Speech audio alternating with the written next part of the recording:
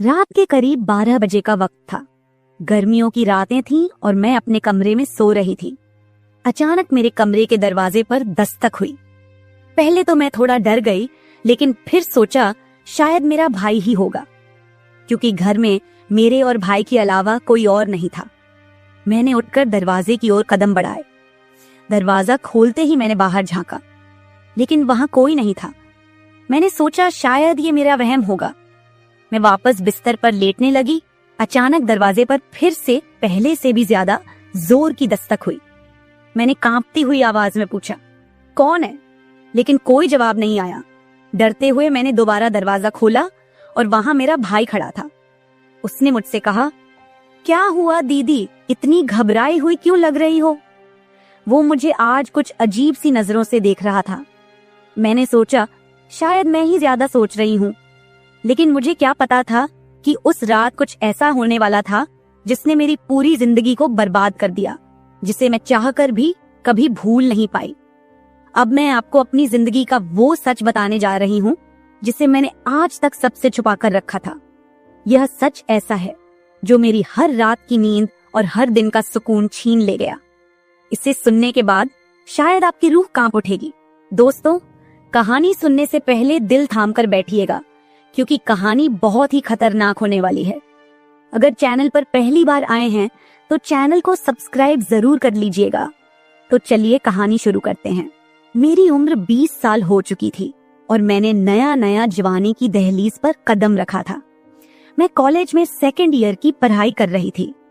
उन दिनों गर्मी का मौसम था और हमें कॉलेज से छुट्टियां मिल गई थीं। रोज की तरह आज भी पूरे घर की सफाई करने के बाद मैं अपने बिस्तर पर आराम कर रही थी। थकान से चूर होकर ऐसा लग रहा था जैसे पूरा बदन अकड़ गया हो। मैं अपने बिस्तर पर लेटकर सुकून पाने की कोशिश कर रही थी और हाथों से अपने सिर की मसाज कर रही थी। अचानक मेरा भाई राहुल मेरे कमरे में आया और दरवाजा बंद करके कहने लगा, क्या हुआ दीदी, तबीयत तो ठीक है? मैंने कहा, क्या भाई, मम्मी सारा काम मेरे सर पर डालकर चली जाती हैं। कॉलेज की छुट्टियां क्या हुई, सारे घर की जिम्मेदारी मुझ पर आ गई है। ऊपर से काम वाली बाई भी छुट्टी पर है। मुझसे नहीं होते ये घर के काम। मेरी बात सुनकर वह मेरे पास आकर बैठ गया और कहने लगा, मेरी प्यारी बहन, कोई बात नहीं, मैं अभी तुम्हारे लिए दूध लेकर आता हूँ, उसे पियोगी तो सुकून मिल जाएगा। राहुल की बात सुनकर मैं मुस्कुरा दी और कहा, बस तुम खाना बाहर से ले आना, मैं थोड़ी देर सोऊंगी तो मेरी तबीयत कुछ बेहतर हो जाएगी। राहुल कमरे से निकल गया। कुछ देर बाद ठंडे दूध के गिलास के साथ वह वापस आया। मुझे उस पर बहुत प्यार आया। दुनिया में बहुत कम ही ऐसे भाई होते हैं जो अपनी बहनों का इतना ख्याल रखते हैं। मैं उसे ढेर सारा आशीर्वाद देने लगी और उसका लाया हुआ दूध पीने लगी। दूध पीने के बाद मैं अपने बिस्तर पर लेट गई। राहुल कहने लगा, चलो दीदी, मैं तुम्हारा सिर दबा देता हूँ, तुम सो जाओ। वह मेरे पास बैठ गया और अपने हाथों से मेरा सिर दबाने लगा। उसके हाथों से मुझे सुकून मिलने लगा और मेरे सर का दर्द भी कम हो गया था। मैं आंखें मूंद कर लेट गई और कुछ ही देर में मैं गहरी नींद सो गई। मुझे कोई भी होश नहीं था कि मैं कितने घंटे तक सोती रही। जब मेरी आंख खुली तो मैंने घड़ी पर टाइम देखा। रात के 9 बज चुके थे। शायद थकावट की वजह से मुझे वक्त का एहसास ही ना हुआ। मम्मी और पापा भी ऑफिस से वापस आ चुके थे। मुझे कुछ भी समझ नहीं आ रहा था और मेरा पूरा शरीर दर्द कर रहा था। मैं बिस्तर से उठकर बाथरूम जाने लगी। तभी मुझे चक्कर आ गए। मुझे ऐसा लग रहा था जैसे सब कुछ घूम रहा हो और अगर दीवार का सहारा नहीं लिया होता तो शायद गिर जाती। खुद को संभालते हुए मैं फ्रेश होकर बाहर आई। देखा कि सभी खाने के टेबल पर बैठे हुए थे और मेरे आने का इंतजार कर रहे थे।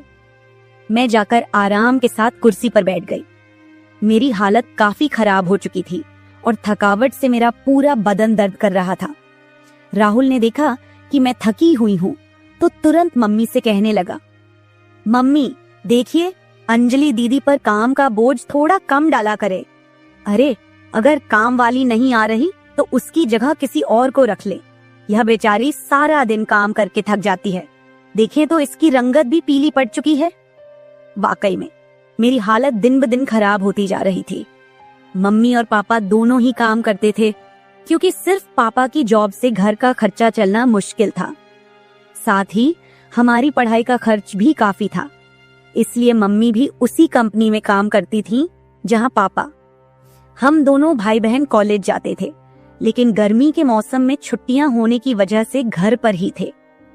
मैंने एक बात नोटिस की थी कि पिछले कुछ हफ्तों से राहुल मेरे कुछ ज्यादा ही करीब होने लगा था। जब से मुझे कॉलेज से छुट्टियां मिली थीं, तब से वह मेरा कुछ ज्यादा ही ख्याल रखने लगा था। अगर मैं घर का कोई काम करती तो वह आकर मदद करने लगता। कभी कभी काम करते वक्त मुझे थकावट महसूस होती तो वह मुझे आराम से बिठाकर मेरा सिर दबा देता। जब मैं उसे मना करती तो वह हंसते हुए कहता, नहीं दीदी, तुम बहुत काम करती हो, अब मेरा हक बनता है कि तुम्हें सुकून दो। मैं उसे रोक नहीं पाती और चुपचाप लेटी रहती। लेकिन एक रात जो हुआ, उससे मेरे होश उड़ गए थे। क्या राहुल कभी ऐसा कर सकता था? मैं अपने कमरे में सो रही थी। आधी रात के करीब मुझे महसूस हुआ कि जैसे कोई मेरे कमरे में आकर खड़ा हो गया हो। धीरे धीरे वह बिस्तर के पास आ रहा हो और मैं सोते हुए भी महसूस कर सकती थी कि कुछ अजीब हो रहा है। मुझे तुरंत झटका सा लगा और मैंने आंखें खोल दी। कमरा पूरी तरह से अंधेरे में डूबा हुआ था और जब मैंने उठकर देखा तो अंदर कोई नहीं था। बस कमरे का दरवाजा थोड़ा सा खुला हुआ था और मुझे याद था कि मैं हमेशा सोने से पहले दरवाजा बंद करके सोती थी। तो फिर वह कैसे खुला था? मैं चुपचाप उठकर दरवाजे को लॉक करने लगी। फिर से बिस्तर पर जाकर सोने की कोशिश की, लेकिन जैसे ही मेरी आंखें बंद हुईं, मुझे फिर से कुछ कदमों की आहट सुनाई दी, जैसे कोई बिस्तर के पास आकर बैठा हो। और फिर मुझे लगा जैसे कोई मेरे पास आकर अपना हाथ बढ़ा रहा हो। मैंने पलटकर देखा, लेकिन कोई नहीं था। मेरी धड़कन तेज हो गई थी और मुझे घबराहट होने लगी थी। मैंने घबराते हुए कमरे की लाइट ऑन की और दरवाजा खोलकर बाहर झांका, लेकिन वहां कोई नहीं था। आज से पहले ऐसा कभी नहीं हुआ था जो अब हो रहा था। मुझे प्यास लगी तो मैं कमरे का दरवाजा खोलकर बाहर निकली। उसी वक्त राहुल भी अपने कमरे से बाहर निकला। मुझे देखकर उसने पूछा, क्या बात है, आप अभी तक जाग रही हैं? मैंने जवाब दिया, कुछ नहीं, बस ऐसा महसूस हुआ जैसे कमरे में कोई मौजूद हो। पानी पीकर मैं दोबारा कमरे में आई और पीछे पीछे वह भी आ गया। उसने कहा, आपको डरने की जरूरत नहीं है। अगर आपको डर लग रहा है तो मैं आपके पास सो जाता हूँ। मैंने उसे मना किया, नहीं, तुम्हें परेशान होने की जरूरत नहीं है, जाओ और आराम करो। लेकिन वह जिद करने लगा कि मैं आपको अकेला किसी भी हाल में नहीं छोड़ सकता। आपकी तबीयत खराब हो सकती है, मैं आपको तकलीफ में नहीं देख सकता। आप सो जाएं, मैं यही सो जाता हूँ। आखिरकार उसकी जिद के आगे मुझे झुकना पड़ा। मैं बिस्तर पर लेट गई और उसने भी सोफे पर तकिया रखा और मेरे पास में ही सो गया। लेकिन उस रात मुझे ऐसा महसूस हुआ जैसे कोई मेरी ओर काफी देर तक ध्यान से देखता रहा हो। उसने मेरे बालों को सहलाया, मेरे चेहरे पर उंगलियां फेरी और मैं सो रही थी। अगली सुबह जब मैं उठी तो मेरा मूड बड़ा अजीब था, लेकिन जब मैंने अपने आप पर गौर किया तो मैं हैरान रह गई। शुक्र था कि मैंने अपने आप को दुपट्टे से ढक रखा था। मेरी कमीज बेतरतीब हो चुकी थी। मुझे हैरत हुई क्योंकि आज से पहले मैं कभी इस तरह आराम से नहीं सोई थी। आज मैं बहुत खुश महसूस कर रही थी, न जाने क्या वजह थी। मैंने अपने भाई की तरफ देखा तो वह भी बहुत खुश था। मैंने उसको पूछा, तुम आज इतने खुश क्यों हो? तो कहने लगा, जिसको आप जैसी बहन मिल जाए वो क्यों ना खुश हो। घर के सारे काम निपटाकर जब मैं बैठी तो राहुल तेल लेकर मेरे पास आ गया। कहने लगा, अंजलि दीदी, आप अपने बाल खोल दे, मैं आपके सर में मालिश कर देता हूँ। मुझे उसकी हरकतें कुछ अजीब लग रही थीं। मैंने कहा, ये तुम्हारा काम नहीं है, जाओ अपनी पढ़ाई करो, मुझे मालिश की जरूरत नहीं है। मगर उसने मेरी बात नहीं मानी और खुद ही मेरे बालों से कैचर उतार कर कहने लगा, आप नखरे मत किया करो, किस्मत वालों को ही ऐसे भाई मिलते हैं। जब आपका भाई आपके खूबसूरत रेशमी बालों में मसाज करना चाहता है तो आपको क्या समस्या हो सकती है? आ जाइए, मैं आपके सर की मसाज कर देता हूँ, आपको बहुत सुकून मिलेगा। वह मुझे उठाकर कमरे में ले गया। मैं बेड पर तकिया रखकर लेट गई। मेरे बाल बेड से नीचे लटक रहे थे। वह मेरे सरहाने बैठकर मेरे बालों की मसाज करने लगा। राहुल मुझसे 3 साल छोटा था, मगर मुझे नाम से बुलाता था। कहता, आप इतनी प्यारी हैं कि आपको देखकर दिल करता है कि आप हमेशा इसी तरह मुस्कुराती रहें और मैं आपका लाभ उठाता रहूं। वह मेरे सिर की मालिश कर रहा था और उसके हाथों में जैसे जादू था। मुझे इतना मजा आया कि मैं नींद की वादियों में खोने लगी। तेल की खुशबू भी बहुत जबरदस्त थी। तेल की हल्की हल्की महक कमरे में फैल चुकी थी। मैंने उत्सुकतावश उससे पूछा, ये तेल कौन सा है? उसने मुस्कुराते हुए जवाब दिया, ये एक खास तेल है जो आपकी सुंदर जुल्फों को और भी चमकदार बनाएगा। आपके बालों की खास देखभाल के लिए ही लाया हूँ। उसकी बातें मुझे बहुत अजीब सी लग रही थी। मैं समझ नहीं पाती थी कि वह किस तरीके से बात कर रहा है। मालिश के दौरान कब मुझे नींद आ गई, पता ही नहीं चला। कुछ समय बाद जब मेरी आंख खुली तो मेरे पूरे बदन में भारीपन महसूस हो रहा था। ऐसा लगा रहा था जैसे किसी ने मुझ पर बहुत ज्यादा वजन रख दिया हो। मेरी टांगों और हाथों में अजीब सा दर्द था, मानो घंटों तक मैं किसी भारी बोझ के नीचे रही हूं। पूरे बदन में दर्द सरायत कर रहा था। मैं धीरे धीरे उठकर बैठी और चारों तरफ नजर दौड़ाई। मेरे कपड़े हल्के हल्के गीले हो गए थे और पंखा भी बंद था। कमरे में गर्मी का एहसास हो रहा था। मैंने चक्कर खाती हालत में बेड से नीचे कदम रखा, मगर पैरों में जैसे जान नहीं थी। मैंने अपने भाई को देखा जो शांत और सामान्य नजर आ रहा था। लेकिन यह सब क्या हो रहा था? मुझे समझ नहीं आ रहा था कि आखिरकार ऐसा क्यों हो रहा है। बड़ी मुश्किल से खुद को घसीटते हुए मैं बाथरूम पहुंची और फ्रेश होकर आई। आईने में अपनी हालत देखी तो ऐसा लगा जैसे मैं पूरी रात सोने की बजाय किसी मेहनत वाले काम में जुटी रही हूं। जब मैं कमरे से बाहर निकली तो मुझे हल्की हल्की फुसफुसाने की आवाजें सुनाई दी। ऐसा लगा जैसे कोई किसी से बातचीत कर रहा हो। घर में मेरे और राहुल के अलावा कोई नहीं था। फिर वह किससे बात कर रहा था? प्यास लगने के कारण मैं पहले किचन में पानी पीने गई, लेकिन तब तक आवाजें आनी बंद हो चुकी थीं। जैसे ही मैं किचन के दरवाजे के पास पहुंची, राहुल बैठक से बाहर निकलता दिखा। उसके हाथों में कई नोटों के बंडल थे और उसके चेहरे पर एक अजीब सी मुस्कान थी। मेरे माथे पर बल पड़ गए। उसने जैसे ही मुझे देखा चौंक गया। कहने लगा, दीदी आप उठ गईं। मैंने बिना जवाब दिए धीरे धीरे उसके करीब जाकर पूछा, ये पैसे कहां से आए? वह हड़बड़ा गया और तुरंत उन्हें अपनी जेब में डालने की कोशिश करने लगा। मैंने उसका हाथ पकड़कर उन पैसों को बाहर निकाला और सख्ती से पूछा, सच सच बताओ, इतने पैसे तुम्हारे पास कैसे आए? वह घबरा गया और कहने लगा, प्लीज पापा को मत बताना। ये पैसे पापा के एक दोस्त ने पुराने कर्ज के रूप में लौटाए हैं। मैंने सोचा था कि इनसे मोबाइल खरीद लूंगा। उसकी बात सुनकर मेरा गुस्सा 7वें आसमान पर पहुंच गया। मैंने उसे डांटते हुए कहा, क्या तुम्हें घर की हालत का जरा भी अंदाजा नहीं है? मम्मी पापा दोनों इतनी मेहनत कर रहे हैं और तुम इन पैसों से मोबाइल खरीदने की सोच रहे हो। उसने शर्मिंदा होकर पैसे मुझे थमा दिए। मैंने वो पैसे रात को पापा को दे दिए। उस रात राहुल ने मुझसे एक भी बात नहीं की और जल्दी सोने चला गया। मैं अगले दिन किचन में काम कर रही थी जब राहुल अपने दोस्तों के साथ घर में दाखिल हुआ।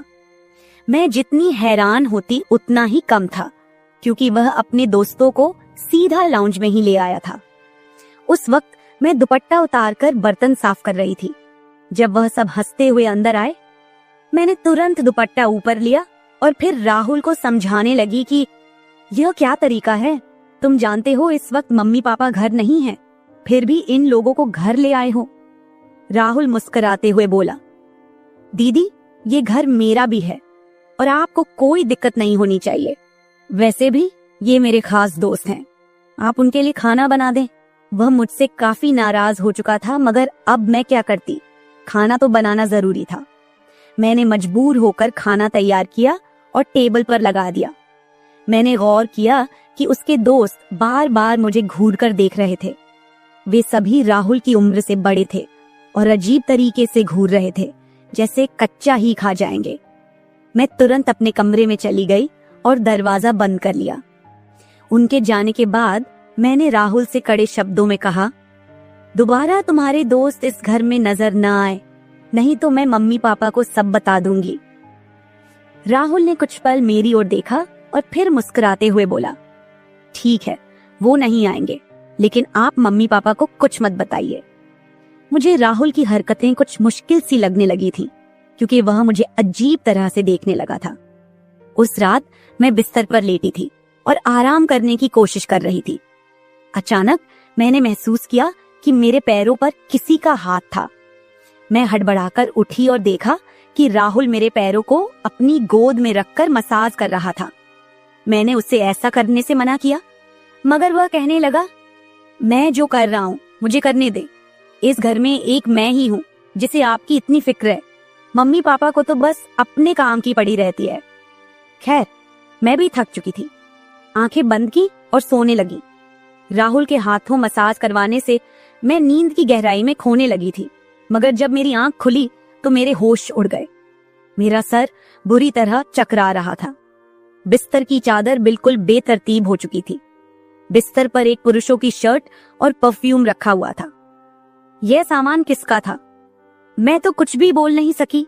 सर में इतनी तेज दर्द था कि मैं दोबारा बिस्तर पर गिर गई, जैसे मैं पूरी तरह होश में नहीं थी। मुझे अब समझ में आने लगा था कि जब भी मेरा भाई उस तेल से मेरे सर की मसाज करता था तो मुझे इतनी गहरी नींद क्यों आ जाती थी। मुझे पास में किसी की फुसफुसाहट सुनाई दे रही थी, मगर कौन बोल रहा था यह मैं पहचान नहीं सकी। मुझे तो बस राहुल की आवाज सुनाई दे रही थी। ऐसा लग रहा था जैसे वह मेरे कमरे में मौजूद हो और मुझे उठाने की कोशिश कर रहा हो, लेकिन मैं कुछ भी साफ नहीं देख पा रही थी। कुछ देर बाद जब मेरी आंख खुली तो सारा दृश्य मेरी नजरों के सामने घूमने लगा। मैंने सबसे पहले बेड की तरफ देखा, जहां शर्ट और परफ्यूम पड़े थे, मगर अब वहां कुछ भी नहीं था। आज फिर मेरी हालत बड़ी अजीब थी। मैं बच्ची तो नहीं थी जो ये सब कुछ समझ ना पाती। घर में मेरे और राहुल के अलावा और कोई नहीं था। फिर मेरे सोने के बाद ऐसा क्या होता था कि मेरा पूरा शरीर पानी से नहला दिया गया हो? सिर्फ इतना ही नहीं, मेरा शरीर दर्द से चूर था और रंगत भी बिल्कुल पीली हो चुकी थी। दिन ब दिन मैं कमजोर होती जा रही थी। उस दिन भी राहुल मेरे करीब आने की कोशिश कर रहा था, मगर मैं बहाना बनाकर अपने कमरे में आ गई थी। दिमाग में अजीब से विचार आने लगे थे। तबीयत भी काफी खराब थी। माँ ने मेरी हालत देखकर पूछा, क्या बात है, तुम ठीक नहीं लग रही हो? मैंने कुछ नहीं कहा। माँ ने कहा कि अगले दिन वे मुझे डॉक्टर के पास ले जाएंगी। उस रात मैं बार बार उठ रही थी और ठीक से सो नहीं पाई। अगले दिन मेरे मम्मी पापा रोज की तरह अपने काम पर चले गए थे। उन्हें शायद मेरी परवाह नहीं थी। मैं खुद ही डॉक्टर के पास गई, जहां अल्ट्रासाउंड में पता चला कि मैं पेट से हूं। मेरे तो पैरों तले जमीन खिसक गई। आखिर यह सब मेरे साथ कौन कर सकता था? राहुल मेरा भाई था, लेकिन फिर मेरे दिमाग में यह बात आई कि वह मेरा सौतेला भाई है। वो माँ की दूसरी शादी से हुआ था, जबकि मैं उनकी पहली शादी की औलाद थी। इस तरह की बातें मुझे गलत सोचने पर मजबूर कर रही थीं। समझ नहीं आ रहा था कि कैसे अपने माँ बाप को यह बात बताऊं। राहुल मेरा सौतेला भाई जब मेरे पास बैठता तो कभी मेरा हाथ पकड़ता तो कभी मेरे गाल खींच देता। उसकी हरकतें मुझे परेशान कर रही थीं, लेकिन मैं उसको कुछ कह नहीं पा रही थी। मेरे दिमाग में यही सवाल गूंज रहे थे कि आखिरकार मेरे साथ ऐसा कौन कर सकता है। फिर मैंने एक दिन अपने कमरे में मोबाइल का कैमरा फिट करके रख दिया ताकि सच्चाई सामने आ सके। उस दिन हमारे माता पिता घर पर नहीं थे। राहुल फिर से मेरे पास आया और मेरे सिर की मालिश करने लगा। मैंने पूरी कोशिश की कि मैं न सोऊं, लेकिन वह तेल इतना अजीब था कि मैं उसकी खुशबू से बेहोश हो गई। 1 घंटे बाद जब मेरी आंखें खुली तो माँ पापा घर लौट चुके थे। मैंने सबसे पहले कैमरे की रिकॉर्डिंग देखी। जो कुछ मैंने देखा वह मेरे होश उड़ा देने के लिए काफी था। राहुल मेरे कमरे में अपने दोस्तों को लाता था जो मेरे साथ बुरा व्यवहार करते थे। फिर अपना काम पूरा करने के बाद वे राहुल को पैसे देते और चले जाते। जब मुझे इस सच का पता चला तो मैं पूरी तरह से टूट गई। मैं गुस्से में अपने कमरे से बाहर आई और राहुल का गिरेबान पकड़कर मैंने उसे थप्पड़ मारने शुरू कर दिए। मेरी चीख सुनकर मम्मी पापा भी वहां आ गए। पापा ने मेरा हाथ पकड़ लिया और गुस्से में कहने लगे, क्या हो गया है? तुम इसे क्यों मार रही हो? होश में हो? क्या पागल हो गई हो? क्यों मार रही हो इसे? मैंने रोते हुए वीडियो दिखा दी कि यह जलील इंसान मेरे साथ क्या कर रहा था। वीडियो देखते ही माँ बेहोश होकर जमीन पर गिर गई। ये देखकर पापा को भी बहुत ज्यादा गुस्सा आया। उन्होंने राहुल को गुस्से में पकड़ लिया और उसे बुरी तरह पीटना शुरू कर दिया। उसके मुंह और नाक से खून बह रहा था। राहुल ने गुस्से में कहा, मैंने इसे कभी भी अपनी बहन समझा ही नहीं। मुझे पैसों की जरूरत थी। लोग इसके लाखों रुपए देने को तैयार थे। मुझे अपनी जरूरतें पूरी करनी थी, इसलिए मैंने यह कदम उठाया। मैं अपने कानों पर हाथ रखकर बस रोए जा रही थी। पापा ने उसे इतना मारा कि वो लहूलुहान हो गया, लेकिन जैसे तैसे खुद को छुड़ाकर वह घर से भाग गया और फिर कभी उस घर में वापस नहीं आया। इस हादसे को मेरे लिए भूल पाना तो दूर, इसे याद करते हुए आज भी मेरी रूह कांप जाती है। भाई वही होता है जो आपके सगे खून का हो। किसी भी अनजान मर्द के सहारे अपनी बेटी को छोड़ना बहुत बड़ी भूल हो सकती है, क्योंकि कुछ शैतानी सोच रखने वाले लोग हर वक्त इस ताक में रहते हैं कि कब किसी मासूम की इज्जत से खिलवाड़ करें। मेरी वीडियो देखने वाले सभी दर्शकों को यही गुजारिश है कि अपनी बहन बेटियों को कभी भी किसी अनजान मर्द के सहारे उन्हें अकेला न छोड़े और बेटियों की सिर्फ परवरिश मत कीजिए, उन्हें आत्मनिर्भर और आत्मरक्षक बनना सिखाइए। इस सारे मामले में आपको किसकी गलती लगती है?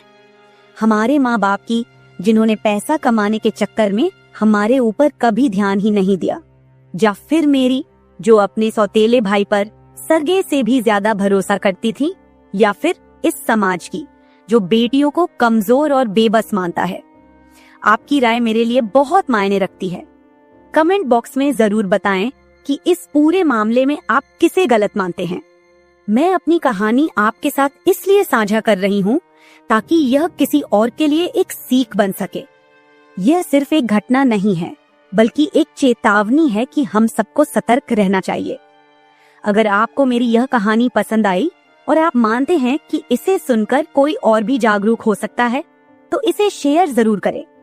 अगर आप ऐसी और भी कहानियां सुनना चाहते हैं जो मनोरंजन के साथ एक संदेश भी दें, तो मेरे चैनल को सब्सक्राइब जरूर करें। बेल आइकॉन दबाना मत भूलिएगा ताकि आपको मेरी हर नई कहानी समय पर मिल सके।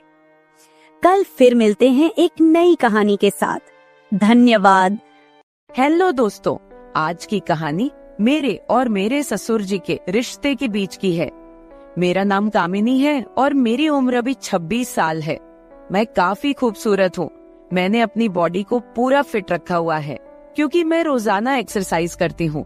मेरी शादी को 7 साल हो चुके हैं। मेरे मम्मी पापा ने गरीबी की वजह से मेरी शादी कम उम्र में ही एक अमीर लड़के से करवा दी, लेकिन वो लड़का अक्सर बीमार रहता था। उसके हार्ट में कोई प्रॉब्लम थी। मैं अपनी शादी से ज्यादा खुश नहीं थी, पर मेरे पति मुझसे बहुत ज्यादा प्यार करते थे। अब मेरी शादी को 2 साल हो चुके थे, लेकिन अभी तक कोई भी बच्चा नहीं हुआ था। हमारे घर में मैं, मेरे पति और ससुर जी थे। हम तीनों ही बहुत प्यार से रहते थे। मेरे ससुर जी की उम्र 45 से 50 साल की होगी, लेकिन वो काफी जवान दिखते हैं क्योंकि उन्होंने अपने शरीर को पूरा फिट रखा हुआ है। फिर एक दिन मेरे पति की तबीयत ज्यादा खराब हो गई और उनकी मृत्यु हो गई। मेरे सामने मानो दुखों का पहाड़ टूट पड़ा हो। अब मैं एक विधवा हो चुकी थी। धीरे धीरे मेरे पति को गुजरे काफी समय हो गया था। अब मेरे ससुर जी और मैं दोनों ही घर में रहते थे। मैं बहुत ही उदास रहने लगी थी, लेकिन मेरे ससुर जी मुझे बहुत समझाते थे कि कामनी, अब जो होना था वो हो गया है, इतनी टेंशन मत लो, तुम भी बीमार हो जाओगी। मैं तो कहता हूँ कि तुम दोबारा से शादी कर लो, अभी तुम्हारी उम्र ही क्या है। पर साथ ही साथ वो मुझे अजीब सी नजरों से देखते थे। फिर मैं अपना घर चलाने के लिए जॉब करने लगी क्योंकि मेरे घर में अब कमाने वाला कोई नहीं बचा था। मैं दिन भर ऑफिस में रहती और शाम के 7 बजे तक घर आती। ससुर जी का बिजनेस ठीक ठाक चलता था, पैसों की कुछ खास चिंता नहीं थी। फिर भी मैं सोचती हूँ कि खाली घर पर बैठकर क्या करूंगी, इसलिए जॉब करती हूँ और थोड़ा दिल भी बहल जाता है और टाइम पास भी हो जाता है। अब मेरे पति को गए हुए बहुत दिन हो चुके थे, इसलिए मैं उनकी मृत्यु के सदमे से थोड़ा थोड़ा बाहर निकल रही थी। ऑफिस की सहेलियों ने मुझे बहुत समझाया कि तुम शादी कर लो। मेरी एक बहुत अच्छी सहेली है, हम दोनों साथ साथ ऑफिस जाती हैं। एक दिन ऑफिस से निकलते वक्त मेरी सहेली ने मुझे घर पर बुलाया, क्योंकि मेरे ऑफिस और घर के बीच ही मेरी सहेली का घर है। तो मैं उसके घर चली गई। हमने चाय पी और फिर इधर उधर की थोड़ी बातें की। मेरी सहेली ने कहा कि क्या तुझे पता है ऑफिस में क्या चल रहा है? मैंने कहा नहीं यार, मुझे उससे क्या फर्क पड़ने वाला है, वैसे भी तो मैं ऑफिस में अपना मन बहलाने के लिए ही जाती हूँ। फिर मेरी सहेली बोली, फिर तू सुन ले, हमारे ऑफिस में सभी लोग एक दूसरे से मिलकर रहते हैं और किसी को भी कोई समस्या हो वो सभी मिलकर सुलझा लेते हैं। देखो, जो काम वाली आंटी है वह विधवा हो चुकी है, लेकिन ऑफिस के लोगों ने मिलकर उनकी शादी करवा दी है। अब वह बहुत खुशी खुशी रहती है और उनका भी एक सहारा बन गया है। मैंने उसकी बातों पर ज्यादा ध्यान नहीं दिया और वहाँ से अपने घर चली आई। मैं थोड़ा थोड़ा अपनी सहेली की बातों को समझ रही थी कि वो मुझे शादी करने के बारे में बोल रही है। फिर मैंने घर आकर ससुर जी को खाना बनाकर दिया और खुद भी खाना खाया। मैं अपने कमरे में बैठी थी, मुझे नींद नहीं आ रही थी। सुबह के लगभग 10 बज रहे थे। आज रविवार था, मुझे ऑफिस नहीं जाना था। तभी मेरे दिमाग में मेरी सहेली के मुंह से सुनी हुई बातें चलने लगी। मैं सोच सोचकर परेशान सी होने लगी। फिर मेरे दिमाग में कुछ आया और मैं अपने ससुर जी के कमरे की ओर चली गई। जब मैं अपने ससुर जी के रूम में गई तो उनके हाथ में एक किताब थी। मुझे देखकर उन्होंने किताब को तकिए के नीचे रख दिया। मैंने देख लिए था कि ससुर जी कौन सी किताब देख रहे हैं। मैंने कहा, ससुर जी आप क्या पढ़ रहे हो? वह बोले, कुछ नहीं बहू, किताब देख रहा था बस। बताओ क्या बात है? मैं बोली, कुछ नहीं ससुर जी, मुझे आपसे कुछ जरूरी बात करनी है। उन्होंने कहा, हाँ बहू कहो, क्या बात करनी है? मैंने कहा, ससुर जी बात थोड़ी अजीब है, मैं सोच रही थी कि आपसे कहूँ कि नहीं। उन्होंने कहा, अरे पहले तुम बोलो तो सही, क्या बात है? ऐसा कभी हुआ है कि तुमने कभी मेरे से कुछ मांगा हो और मैंने तुम्हें लाके ना दिया हो? तुम मेरा इतना ख्याल रखती हो, जो भी बात है खुलकर बोलो। फिर मैंने हिम्मत करके ससुर जी को बोला कि अब मेरे पति की मृत्यु को 2 साल होने को आए हैं। उनकी मृत्यु के बाद से मैं बड़ी मुश्किल से सदमे से बाहर आई हूँ। अभी मैं घर से बाहर जाती हूँ तो मुझे बड़ी दिक्कत होती है। आपको तो पता ही है कि विधवा औरत की तरफ लोग कैसी नजरों से देखते हैं और उसके बारे में लोग कैसी सोच रखते हैं। आपने मुझे बहुत बार बोला है कि तुम शादी कर लो। मैं चाहती हूँ कि आप मेरे लिए एक पति की खोज करो, क्योंकि अकेले मेरी जिंदगी मुझसे नहीं निकाली जा रही।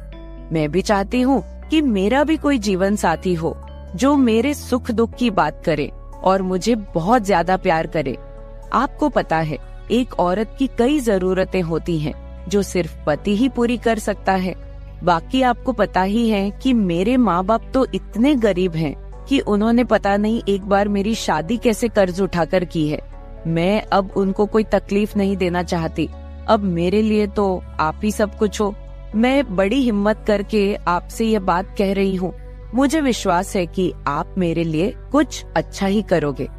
उसके बाद ससुर जी ने मुझे अपने पास बैठा लिया और मेरे साथ कुछ बातें करने लगे और मेरे सुख दुख को बांटने लगे।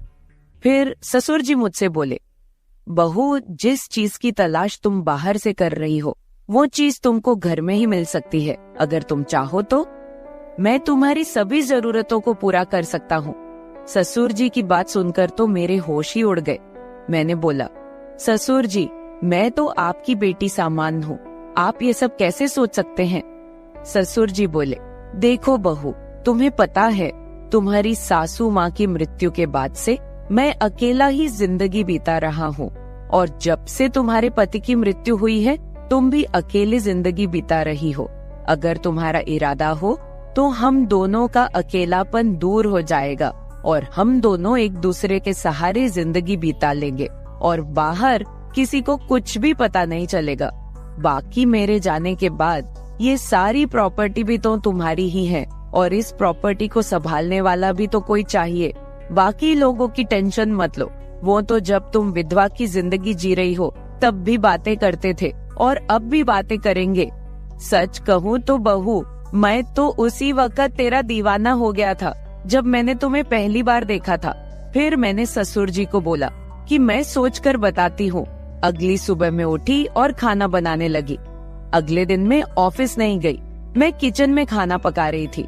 तभी ससुर जी किचन में आए और बोले, बहू आज ऑफिस नहीं जा रही हो क्या? मैंने कहा, नहीं आज नहीं जा रही हूँ, आज मैंने ऑफिस से छुट्टी ले ली है। आप कहीं जाने वाले थे, गए नहीं क्या? वो बोले, नहीं आज मेरी तबीयत ठीक नहीं है, मैंने सोचा कि आज घर रहकर आराम कर लेता हूँ। कुछ देर के बाद घर में कुछ मेहमान आ गए। हम लोग मेहमानों के आदर सत्कार में लग गए। मैंने उनसे हालचाल पूछा और उन लोगों से ढेर सारी बातें की। मेहमान के रूप में मेरे चाचा और चाची जी आए हुए थे। जब मैं मेहमानों से बातें कर रही थी तभी ससुर जी बाहर घूमने चले गए।